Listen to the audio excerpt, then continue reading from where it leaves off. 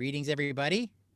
Welcome to the Future of Work webinar series. I'm Mark Morey, your host, and we're going to be digging into redesigning business for human well-being, connection, and effectiveness.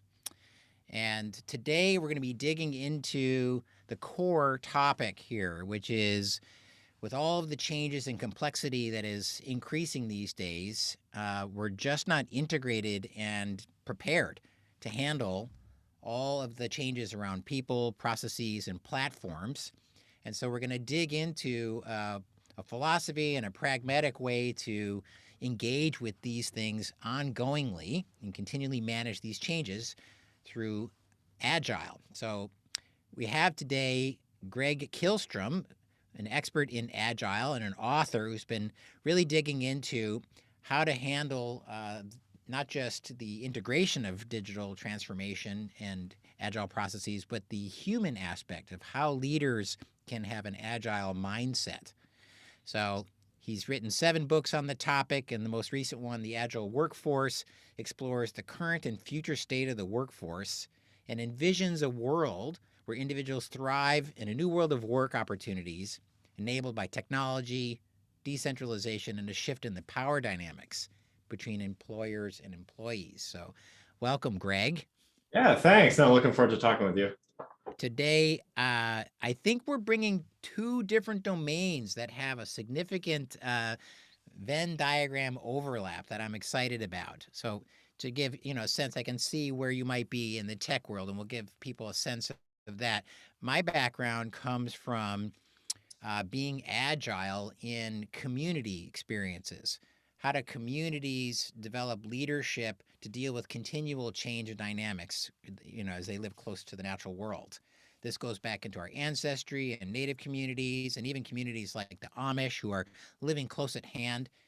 And I've had 20 years of working on how do communities thrive in those conditions because we have a huge history of it.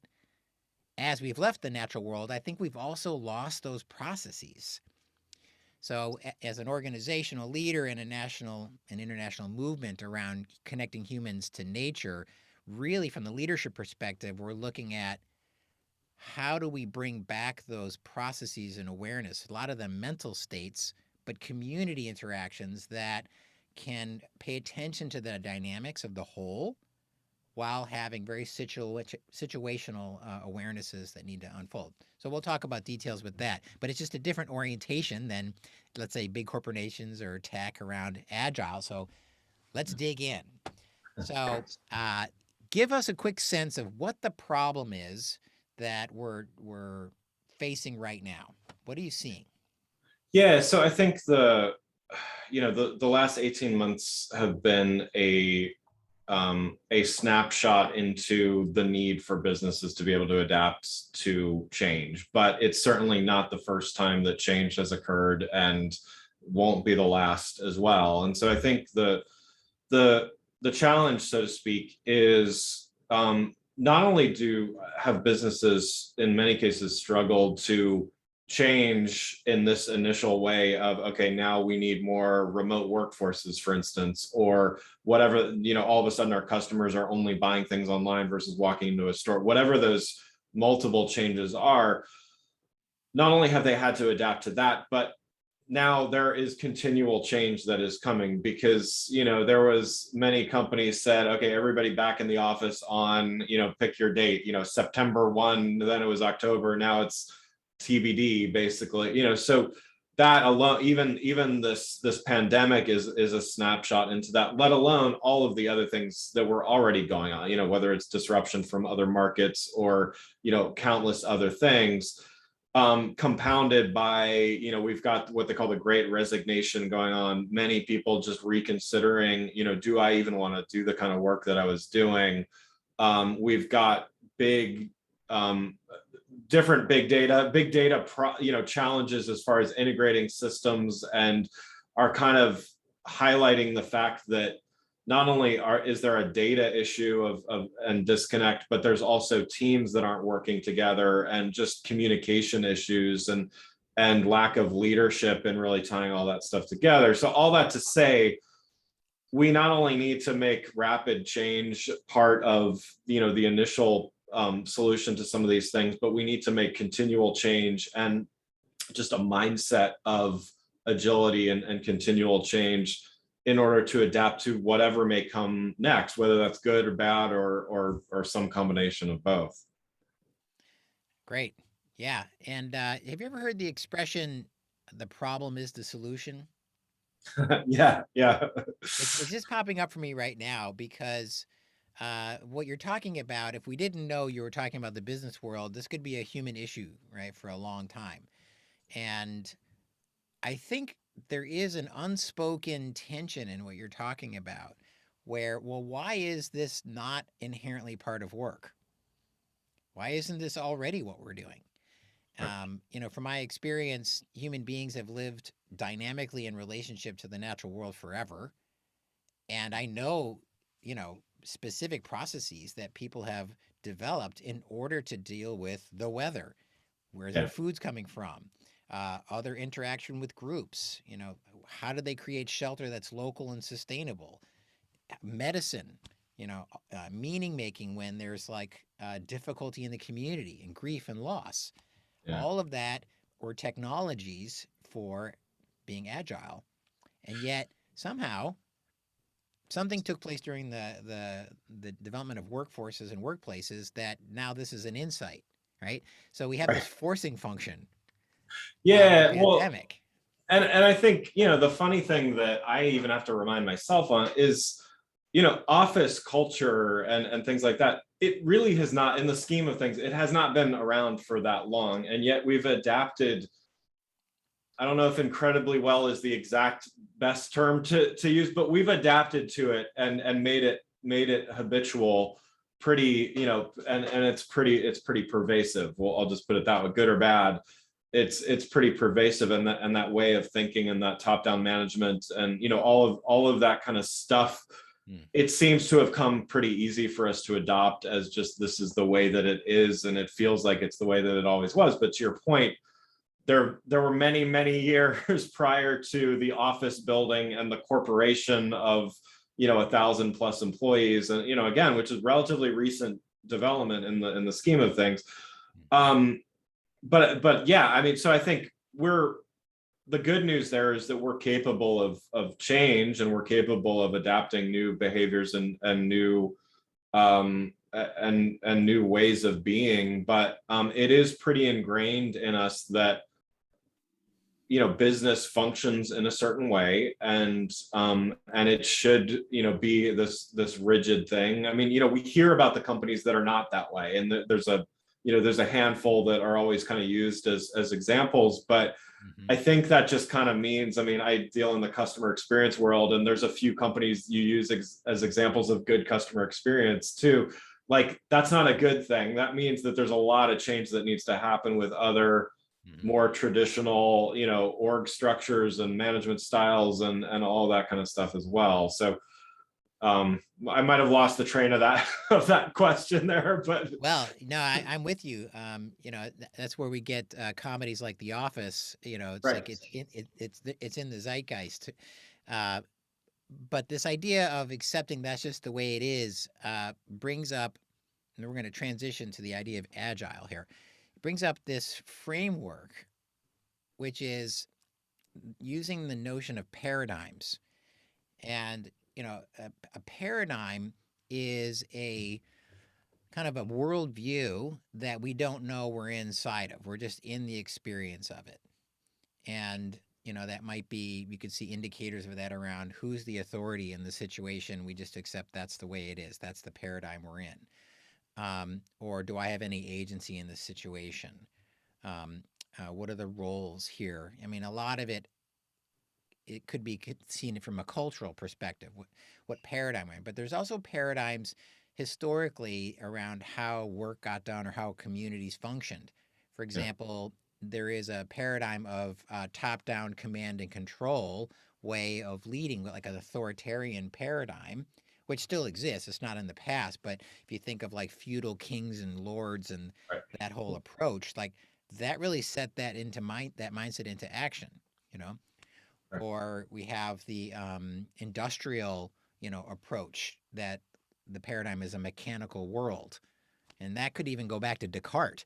500 years ago, the life is actually just a clock. And if you break it down, it's got parts and you can automate it. So there is source point and origins for this kind of thinking that has become normal. Yeah. Uh, and the super disruptor around all this is we're actually living systems, Right.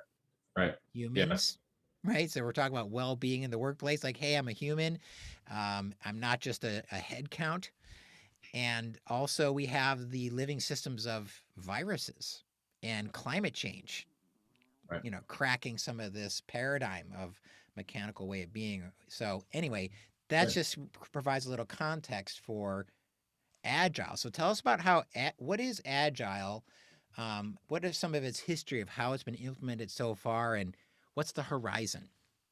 Yeah, and I mean, I think that is a great segue to talk about those systems, because I think, in order to talk about Agile, I think it's important to talk about what came before Agile. And Yeah. it what we refer to, pre-Agile is the waterfall method of software development or manufacturing, or whatever, whatever you're applying Agile to. And so the thinking there is very much in line with what you were just saying, is that there is a core set of people that know exactly how long something is going to take, what it's going to cost, what it requires in order to be successful. And those individuals are going to plan everything. They're going to sit in a room or a couple of rooms, whatever, plan it all out. And then everyone just executes according to that plan. And nothing ever goes wrong. Nothing ever goes over budget. No, everything is on time, so on and so forth. And of course, we all know that has never happened in the history of the world. But that was the thinking. And it's kind of this, it was just the way that it was done, because there wasn't another way of doing that. And so, Agile formally, Agile came along in the early 2000s, but much, much, earlier than that, there were a lot of precursors to that. So, everything from the Toyota production system and many lean manufacturer. There was a lot of different things that kind of led up to it. But the thinking is that, a few things. One is the people that are doing the work are the best to say how long something's going to take. And that, what we're talking about is the democratization of work. It really, at the end of the day, and I think that's overall, good things, bad things happen over the course of history, but I think we are getting to the power dynamic from the individual to the monolithic entity. It has been continually shifting, and there's definitely ups and downs and bumps along the way, but we are on this trajectory of the individual is getting more and more say over what they're doing. And I think Agile is part of that trajectory, in that, again, the people doing the work get to say how long it's going to take, how big a task it's going to be. There is a team, there is a product, to get Agile speak, to get technical here, there is a product owner that kind of owns the requirements, but it's the team that figures out how to get it done and how to do it, as opposed to one person or persons that say, okay, it's my way or the highway. And so, Agile was really created to say, okay, again, we don't know exactly, these days, 18 months from now, what's the world going to look like? How could anyone know what that's going to look like? How can a company know what their audience is going to like, even, let alone if they're going to have a disruptive competitor? So let's take things in smaller increments. What I always say is Agile is not being reactive to the world. It's being scientific and methodical about it, but it's giving us bounds to, we're going to think about this problem and try to solve it for 2 weeks in a sprint. And then we're going to revisit, we're going to have a retrospective about what did we learn? What did we learn about doing the work? What do we know now that we didn't know 2 weeks ago? Let's move 2 weeks closer to that end goal. And by doing that, it breaks things up into manageable, humans can only think about so many things at once as well. So it breaks it up into manageable chunks of information. It gives people more empowerment in the work that they're doing. And it also anticipates it. It acknowledges change and future change as part of the process. Right. Yeah. It's putting on the table that we're continually evolving, as opposed to this belief that we have a fixed outcome, and now I'm the problem because I'm not meeting the fixed outcome. Right. That's Right. a that's a huge worldview shift, really. Right. I Right. it's not an innocent thing to say. Easier said than done, right? Of course, of course. Yeah, a lot of organizations, I mean, they are struggling with it. They will struggle with it. They're it's but because again, it's hard to change that. I think from a leadership perspective, it's hard to kind of give up a little bit of that control. And I mean, I ran a marketing agency for a number of years. I would say before I kind of the agile bug bit me, so to speak, I was convinced that I was the absolute best person to estimate work and figure out and all of that. And it took me a long time to realize, no, you know what? The person writing the code or designing the graphics or whatever, it's like, I'm not them. Like I may be able to do some of that work myself if I really had to, but there it really it needs to be a more democratic process. And not only does that give better work, but it also empowers people and makes them feel more engaged in the work that they're doing, so they stay longer too. Right. So we're bringing in another pillar of the issues that we're looking at is not only is work getting more democratized in terms of having a say, but they're having a say in not liking the relationship between the expectations and the delivery. So they're not going back to work. Right. So Right. there's this really big gap right now. Okay, I'll read you this stat that I have here, which is crazy. Uh, there's a record 9.2 million job openings, but employers can't fill them. And there's a record 4 million people who quit their jobs in the month of April this year. So there's no short of job seekers. So Mm. there's this clear mismatch between employers, what they're offering, and what employees are seeking, Yeah. Yeah. right?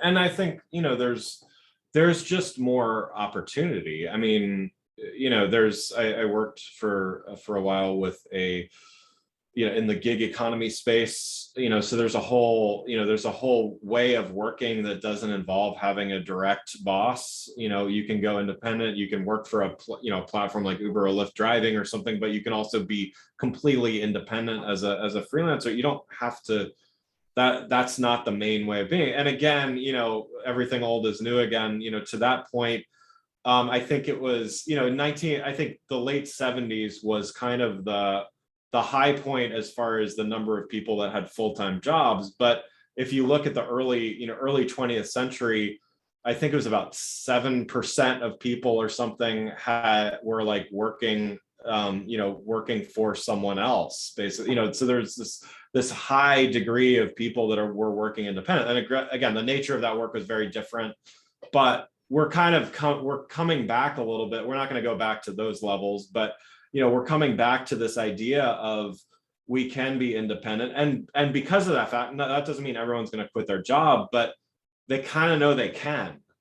And so employers need to own up to that fact that, like, yeah, it's not a hostage situation. Like, they don't need to do everything that the employees want, but they do need to connect them to the value, to some kind of value that they're providing. Like, tasks that feel meaningless and disconnected from purpose and all that. I mean, those are some of the first ones that have gone, and at least from what I've been following. Right.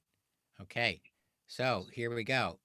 Now we have the problem statement is getting back to the leader because you mentioned the word control, right? So let's dig into this application here. So how can Agile be applied to non-technical areas such as leadership and organizational change? And what's the role of the leader in this? Yeah, so I mean, I think the really Agile is, I mean, definitely, it got its start in much more technical areas. I think even, I come from a marketing background as well. I think marketers have been doing there. I think there's a lot of Agile marketers out there that don't even call themselves that. They're just, certain professions, and I think that are very data driven, have adopted a more Agile way of thinking. But I think from a leadership and a business perspective, I mean, it's kind of as simple as anytime you have a set of requirements that can be prioritized, and a set of changing kind of, it's not that the end goal or the desired end result changes, but when circumstances seem to continually shift and you need to be able to adapt and prioritize based on that, I mean, Agile can help you with that. I mean, that the process of prioritize, do the work, analyze and adjust, that rinse and repeat cycle. I mean, that is the essence of it. I mean, you can go formal with Scrum processes, and you can get very technical and in the weeds with lingo, but really at its essence, if you can do that and force yourself, again, that methodical process of, we're not just gonna, again, from a marketing perspective, we're not gonna run a campaign and in the first 12 hours, if the marketing campaign fails or is not meeting our expectations, we drop everything and scrap everything and start over. No, we're going to give it X amount of days, weeks, whatever, and then revisit, because we're going to have enough data to make decisions by it. Any area of business can take that same approach of, we've got to create a test, we've got to be able to validate that test and know if we have enough data going into it in order to validate it, and then let's adjust and stuff like that. And all the while, let's make the people that are part of that not only feel like they're part of the process, but know that, be able to tie them back to the value of that process as well. And then they're going to be more engaged. They're going to give us feedback on, I mean, they're on the front lines doing the work. Like it seems so straightforward. If they can only tell us what would help them do their work better, and we listen to them and help them, great things happen. It's just, again, that top down mentality kind of gets in the way of that. So, I'm going to provoke this a little bit, in terms of an example, because I can imagine I have my own examples of working with leaders who prefer that top-down method because that's what's ingrained for them. And I also, because I'm a consultant and I can see the whole array, I get the voices saying we can't do what he's asking, or we don't actually understand what he's asking. And there's a total broken system between arrival at the all hands, comes the big speech, here's the direction, lots of slides, and Right. go for it. And like all they got is the outcome, and they're like, what do Right. we do with this? And the managers are caught in between going, and so there isn't a real process in place. Do you have an example of either a failure or a success on rebuilding that bridge from an Agile perspective? Yeah, I mean, I can, without naming names, I can give kind of an example of something that I'm in the midst of right now, actually. And so, an organization is, their plan was to do this big digital transformation, and they acquired a bunch of companies and had a bunch of systems cobbled together, and so data was disconnected, teams weren't really talking to one another, and so they saw this as primarily a technical problem that needed to be solved, and so they scoped it out. They picked a platform and database and all of the technical stuff, and so they were getting ready to start this process. And so in talking with them, I convinced them that they can do that, and they can tie these things together. But 1 month after launch, this company, this acquired company, and this acquired company are still not going to be talking to each other. There's still going to be the same dysfunction. They're just going to have spent several millions of dollars and a year plus of their time in tying things together. And sure enough, they might even have greater dysfunction, because now it's not even the way that it used to be. So people have kind of unengaged, but learned a new system and things like that. And so we started with the leadership first, of like, listen, we need everybody bought in, because there were leaders of some of these divisions that were just kind of, again, rolling their eyes and saying, I don't know about all this, like, call me when it's done. So step one is, okay, leadership has to be on the same page. If they aren't, we're going to start there. Step two, leaders need to be able to reframe everyone's role within the organization around this transformation and say, okay, we used to be these great individual companies, but now we are all one company and we're all working together. your role is not to represent this one little faction in this larger kind of nebulous entity. Your role is actually amazing now. You're part of this big thing that is now going to, you know, take over the world, so to speak, and stuff like that. And so that's kind of where we are now, is in that reframing process. And there are still hurdles. There are still leaders that are a little bit skeptical, but they're, you know, until we win that part of the battle, let's say, we're never, it's not even worth investing in those other things, because it's bound to fail. And, you know, even if it's, again, technically done, you know, we can check the box and say it's done, it will fail over time. And I mean, we see this, I mean, I read some statistic out there, well over half of these transformation things fail because they just don't have the social and the organizational buy-in. And so people are like, well, no, I liked it the way that it was. I don't see why we had to change. Yeah, I mean, that's everybody ever. Yeah, I know. Who loves, you Nobody know, wants to who loves to change. do something different once you learn it, right? Exactly. I don't like this change. And so maybe this invisible spot that we're naming and circling around, um, it's getting defined by the absence of it. Right. You know, the pain point. And what if it were, I'm thinking from a cultural perspective right now. Yeah. So tell me what you think about this. In communities that are dealing with radical change all the time, they're like the frontline workers, and there is hierarchy, but the hierarchy is also, I'm thinking of a native community dealing with the weather, dealing with outside influences, and everything is immediate for everybody. So Yes. it's terrible to be a leader in that situation because it's apparent there is no control. Right. Like there's no assumption of control, and yet you still have to lead. So the processes are totally different. Right.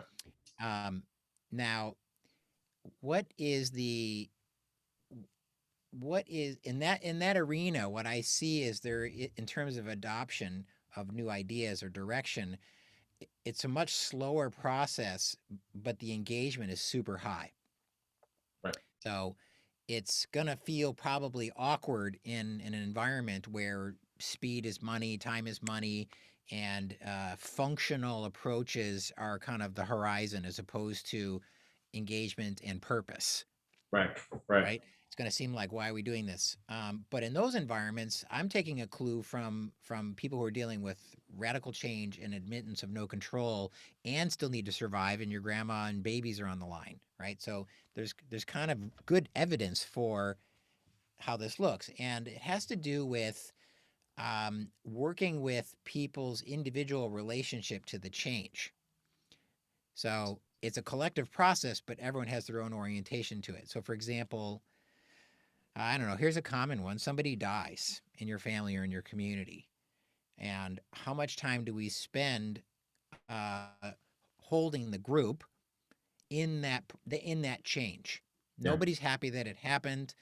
People have different relationships to that person, and then people have different reactions to the pain, essentially, to the change. Yeah. I feel guilty, or I could have done more, or I just experienced this loss, and my identity is now needs to go through a change. But if I'm still doing work and being demanded on, and we're moving camp and whatever, then I don't have time to really adjust myself. Right. Right. So as I'm listening to you talk about this acquisition, and it could be something else, right? But this is a dynamic change. You could say in this new arena we're defining that it's a grieving process, that it is a recalibration of what's changed, what's been lost, and what's been gained. Right. Right. How might that look in an organization? Have you seen any clues around how to slow that down in order to speed things up? Yeah, I mean, I think yeah, that's an interesting. I haven't thought about it in that way, obviously. So, you know, that's an interesting way of looking at it. And but I think it's interesting because the the change part of it. I mean, you know, not in the business world, you know, when there is a change like that, not everyone is going to be in favor of it, no matter how you frame it, right? So there's, you know, there is that component, but I think you're going to have a lot greater likelihood of them staying and or being engaged if you can frame it in a way that is meaningful to that. So in other words, the act, instead of just saying, I'm going to post this on the intranet and, let's put our new PowerPoint on the intranet and that's our new vision for the company or whatever, and I say that jokingly, but I swear that happens all the time still.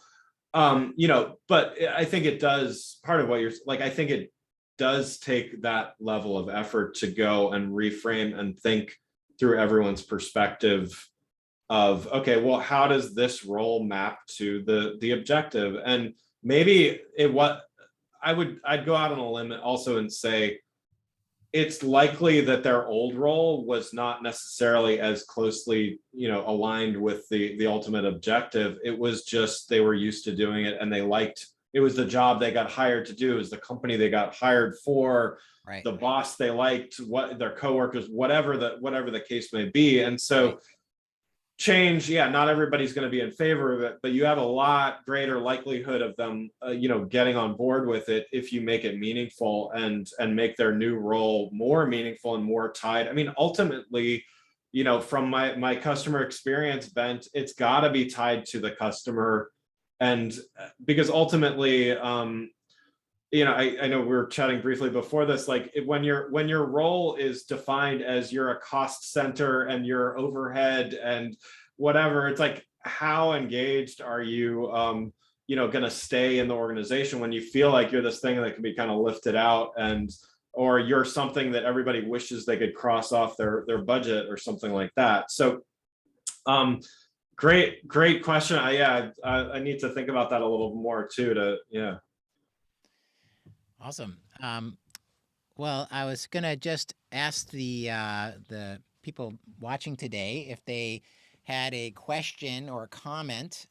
They can drop it in the chat, and we'll come back to it and see if somebody might want to chime in.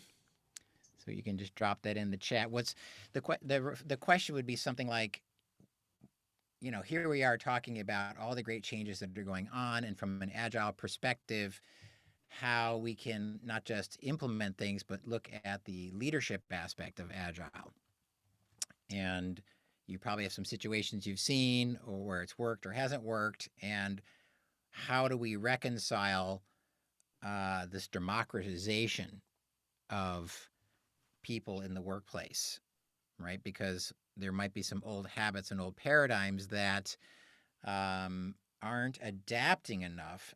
My language would be like the authority structure, command and control structure. I guess that was the waterfall thing you were talking about. Is a few people know and most people don't, and we're going to tell you how this is going to go. That's breaking down more or less as living systems disrupt that paradigm. Living systems could be people are kind of self-organizing into this non-unionized workforce rebellion. They're like in the zeitgeist, like HBR is going crazy. Harvard Business Review with all the data. They're just like, oh my God, this has never been seen before. Why? Doesn't matter how much money we throw at this, people are not coming back, or they're just being choosy, or somehow figuring out a way to change their careers to be more meaningful. I have some other thinking around that too, besides how does work get meaningful and tying our work role to serving the customer, but it might also have to do with the context of other disruptions like climate change, like being a parent. You think about what is my children's future going to look like. It's hard to just have a job be a job. That I need to feel kind of my work is meaningfully related to a healthy future for my family or community and my children. So there's this other imperative, I think, that's disrupting what kind of workplace people are a part of, when it comes to making meaning. Like, what does that bring up for you around agile leadership? Yeah, I mean, I think, some of this, I think the idea of, let's say, voting with your values kind of, and by voting, I don't mean politically, in this context, I mean more, so from the customer aspect, let's start there and go into the organization. So, customers, we heard lots of things about millennials being, values based, and they wanted to buy products from companies that align with their values. It wasn't and isn't just millennials that do that, but we kind of started talking about millennials in terms of that. It actually has become everyone is doing that, and not 100% of everyone, but all generations, all types of people are doing that, and more conscious of what they buy and what companies they support. That's turned into in the workplace as well. I mean, employees want to feel good about the place that they work for, and some people need to work for certain and do certain things. Some people have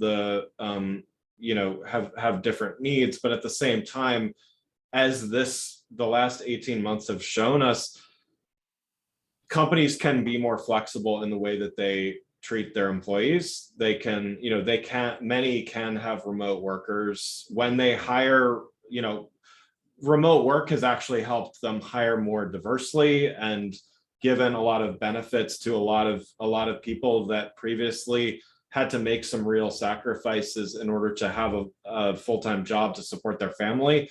Now they actually can have more flexibility. I mean, that is a game changer for many, many people.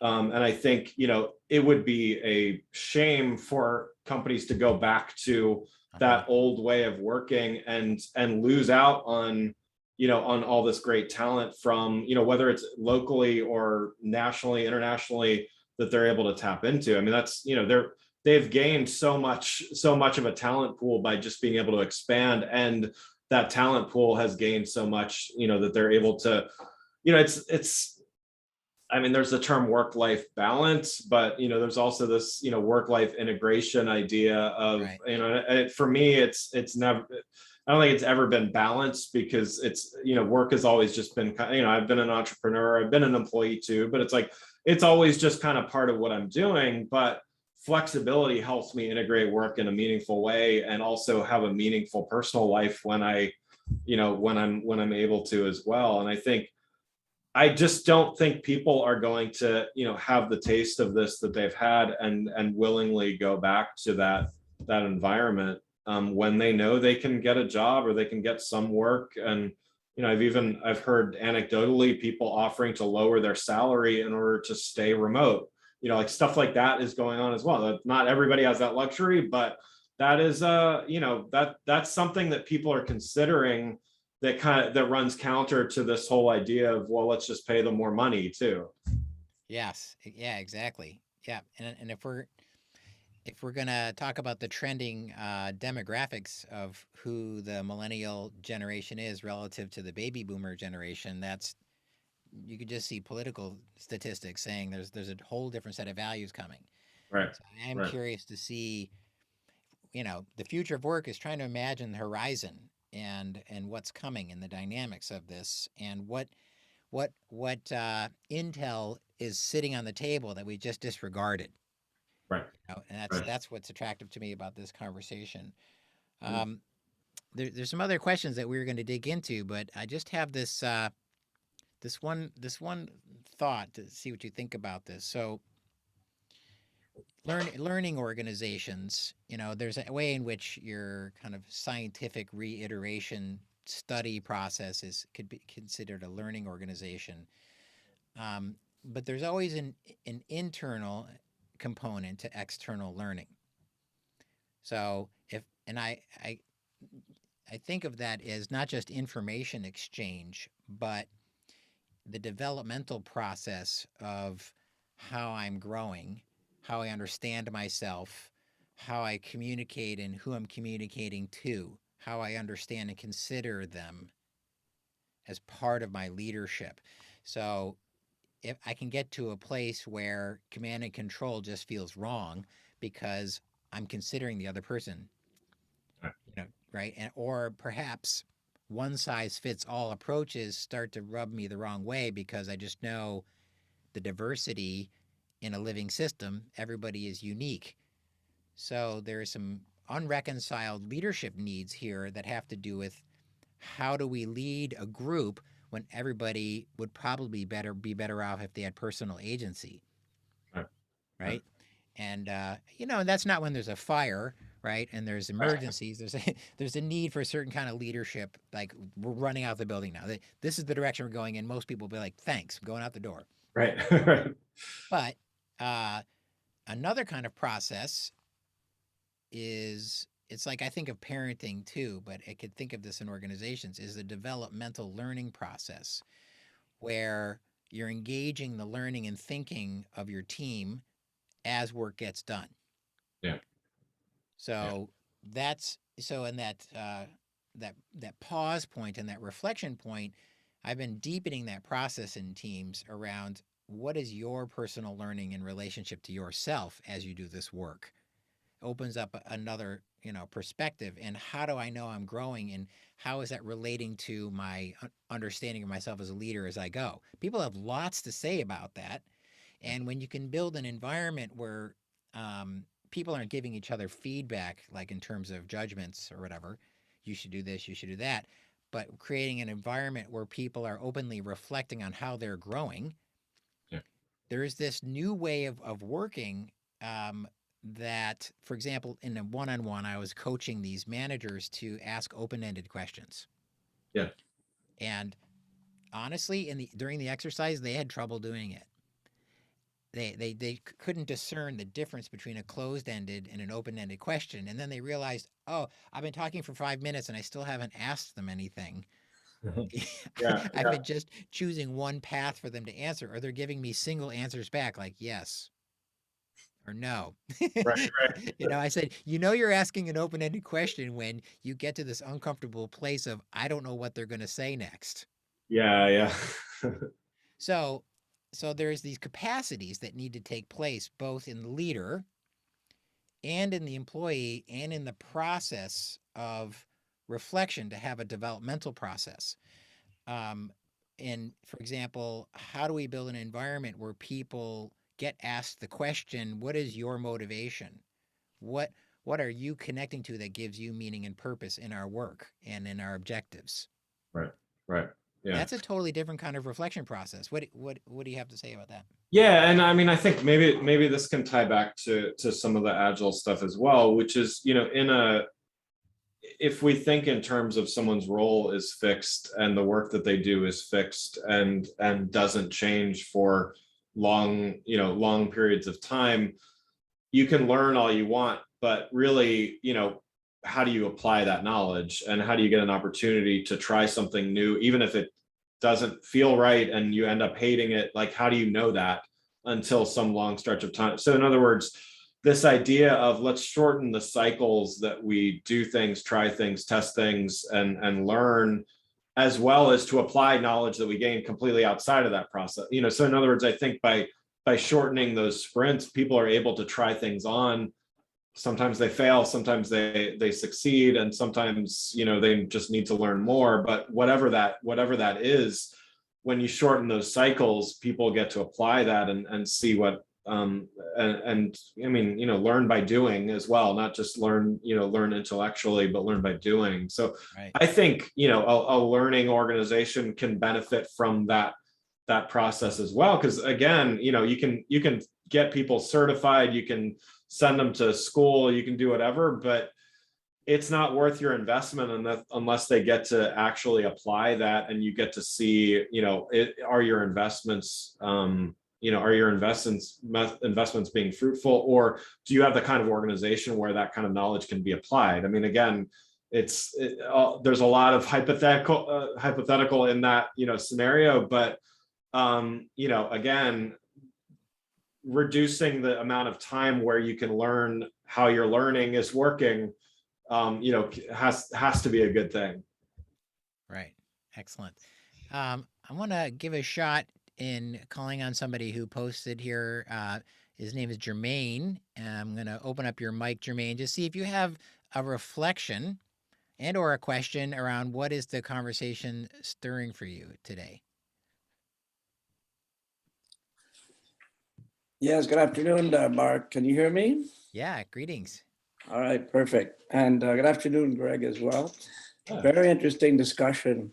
So I think it would be interesting to understand from people, given what we've been through in the past 18 months, there have been several really key challenges in our communities and in the workplace. But what kind of things do people see as positives coming out of this pandemic?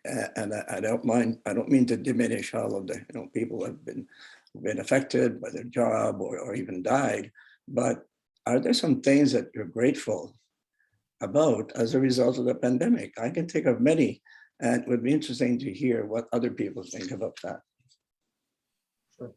Great, thank you. We'll take the question. Yeah, I can take that. I mean, obviously I will give the caveat that, there have been many terrible things that have happened, but I do believe strongly that it's our duty to make the best of terrible situations. And so I think your question is good in the sense of let's make something out of this. Again, so so much loss over such a relatively short period of time, but I think from a business perspective, so many organizations and even individuals within those have learned how quickly and how smart they can be about being adaptive to new circumstances. And I think in a lot of cases it tested some organizations maybe to their breaking point, if not close to that. But in others, it really showed people what they were capable of doing. And I think again to try to make some positive out of this, I think it's amazing how some organizations were able to pivot very quickly to, okay, we're gonna make the most of this, even if we make less money out of this in the short term. I talked with some organizations where their goal was just to keep their people employed, even if they did something completely different, for 3 months. I worked with some hospitality clients, for instance, where they just completely changed job descriptions, but they wanted to try to pay people a salary. So they had, waiters delivering food, and, they had just all sorts of creative things to just keep people employed. It taught us what we're capable of doing. And I mean, I hate saying this, but this is not the last time that something like this is going to happen. I mean, God forbid it happens soon. Maybe even it will, it'll be something good and fortunate that happens that causes us to rethink. But this is not the last, this is not the last time that people are going to have to massively change. And so to build that resilience within an organization, I mean, what I would say would be, a tragedy out of that aspect of this would be for an organization to forget that they could change so quickly. And so, that's why, for me, Agile represents, there's many ways of doing things, but Agile represents a way to kind of systematize change and adaptivity and things like that. Mm-hmm. Yeah. And I would say something we talked about at the top of the hour that people might not be immediately grateful for, because most people don't like change, right? But there's ways in which we don't change that are costing us in everyday life and in organizations. We kind of like hover in this kind of medium place, if possible. And so what I saw in a couple of examples is because of the stress and the innovations that had to take place, old things that weren't working were left off the table. And so, for example, people, had much tighter family integration, with remote work. And there was this long commute prior to that, and there was this real separation between work and family. And now people are being more flexible with how they're valuing their family time. They're seeing more intimately what's going on with their kids. My daughter was home from college as I was doing work every day online. Yeah. And she lived with me for over a year when she would have been away in semesters. Now that was terrible on one hand, but on the other, it was a developmental moment in her life that I wouldn't have had that much connection to. So, if we rise to the occasion and we accept the changes, I think they're invitations really to grow. So it might either be, a new market. I saw people give a lot of things away for free during the pandemic, especially in the beginning of like almost like who can I help in my community, but in an online sense. Like, Yeah. here, we're just going to offer this stuff. I even saw, the New York Times and Wall Street Journal saying, okay, we're not going to do the paywall for a while. Right. Um, Right.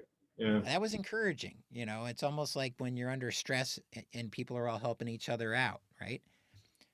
So I think what I would like to remember and I would like to build systems for is caring, that it's actually a survival skill or it's a resilience capacity to care about other people and to put that into leadership processes. That might have been seen as a soft skill or something in the past, or even like a kind of intellectual thing that you memorize to do. Hey, Jim, how's your family? But it's actually a considering, not just a box to check.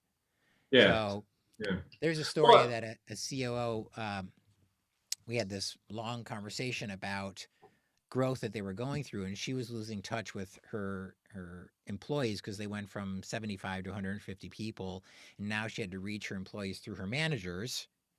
And this is a tech org, so they weren't necessarily people. And when they became managers, they were just doing the functional one-on-one check-ins. So she's like, how's everybody doing? And they're like, great, and then she actually has this huge degree in cultural anthropology as well as science, computer science, and she's a huge people person. And so she's like, oh, I'm assuming everything's going well because they're just like me, these managers. But of course they weren't. And then some key people quit. And she was like on the exit interview asking, to find out what happened. And they said, well, they've been unhappy for like 6 months. She was like, how did that happen? Right? Oh, I just didn't think asking personal questions was part of my job yeah. or that wasn't important. It was just a whole new paradigm set. So we created a several year long process for caring and considering as it's like an interpersonal skill essentially. And it had an internal component and an external component, and it brought a lot of people together. And when the pandemic hit, they actually had that wired already as a capacity in their organization, so they could communicate it through the Zoom. Yeah, yeah. Well, and I think, as the dynamics kind of change and employees have more options and perceive more options, some of that, formerly soft stuff that was like a nice to have, I think it's becoming more and more central to employment. And, it's not, as you mentioned, the millions of open job positions. It's like employers don't simply have to put a job out to get it filled anymore. They got to work a little harder. And we were seeing this even pre-pandemic when unemployment levels were really low, and we were seeing some of that, but it was a little different. It's become different. I think it doesn't take that long for people to form new habits and behaviors, but it takes more than a few weeks. So 18 months into this, new habits and behaviors have formed over this period of time, and people are really, they're I do think they're understanding that their relationship to work can be different, and it doesn't have to go, it's not going to go back, when the pandemic is over, whatever that milestone is that they were, 2 weeks in, 2 months in, even, they may have been thinking that, and I think companies were as well. But there is no going back to what it was. There's probably there's probably a meeting in the middle, but we're not going back. Right. Right. All right. Well, that means this conversation is not over. But for Yeah. today, I think we have stirred the pot sufficiently, and appreciate everybody for watching this and attending today. We have more speakers next week in the future of work, addressing the changes that are going on from different perspectives. So take a look at the website and the speakers that are coming up. We have Jermaine Sentinus and also Bill, Bill, somebody. I'll have to look that up. So please let us know, Greg, how people can learn more about you, and I'll also close off after that. Yeah, sure. So yeah, I'm very active on LinkedIn. Feel free to search for Greg Kihlstrom, connect with me. Would love to chat. You can also go to my website. It's theagile.world. So you can read a blog, podcast, a bunch of stuff there. So, and some of my books are available as well. So, would love to connect with you. Great. And thanks for the relationship leading up to this conversation. We've been kind of going back and forth a lot on this, and I look forward to more of that. And if anyone's interested in some of those developmental processes that I've been talking about, I'm going to drop a link in the chat. There's a video there where I talk about these processes of reflection and engagement in a course called Thrive that I built when I was working at Nike, and when the pandemic hit. So we had to create this on the fly for that group. All right. Well, thanks everybody. Hope to see you next week, and spread the word about the future of work. All right. Ciao for now. Yes.